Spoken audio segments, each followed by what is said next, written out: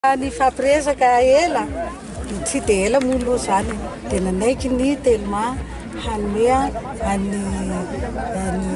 mpikaroka zany an'ity antenne ngezabe ity izay ampiasana amin'izany esika izany miaraka amin'ny Afrika Atsimo ka dia tanteraka androany izay nofo izay satria zava-dehibe ho an'ny fikarohana malagasy, zava-dehibe ho an'ny Madagasikara ny fanombohan'izao fikarohana amin'ny esika izao satria maro be zavatra hoentiny io fikarohana ara-tsiantifika moa zany tena hoe misy manontany hoe inona no ilana amin'izany any ambony tsy taka-maso any maro ny zavatra ilana azy izay efa tsy maintsy ho azavain'ny ilay mpikaroka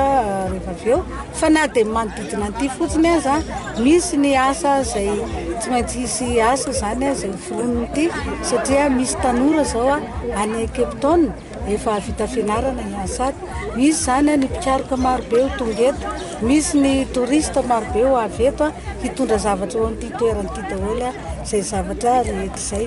ary indrindra moa ny siantifika zany dia hoia hoe zava-dehibe tokoa satria tanteraka ilay nofinofiny siantifika sy ny ministera hoe mba hametraka zavatra goavana ara-tsiansy zany eto iarahana amin'ny Afrika Atsimo. Efa manomboka ny asa satria efa misy ekipa ny Afrika Atsimo tonga dia mbola misy hoavy indray mandeha any koa moa ny ekipa ny atao Madagasikara efa misy izay fifanakalozana izay rehefa mandeha tsara ny asa tsy amin'ny domaine esika ihany fa amin'ny domaine hafa koa dia efa misy sahalan'ny hoe ny plante médicinale, ny biodiversité sy ny changement climatique sy ny sisa izy itony zavatra itony dia ila tanora mahay informatika mahafehy ny teknôlôjia vaovao ilaina amin'ity mila an'izany tanora zany ary isy asa zany ho an'ny tanora ary indrindra moa ny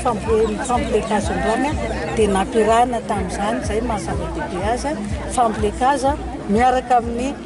siansy zany dia zava-dehibe tokoa ary ekipa io hitantsika io ny ekipan'ny telma, ny ekipan'ny Afrika Atsimo, ny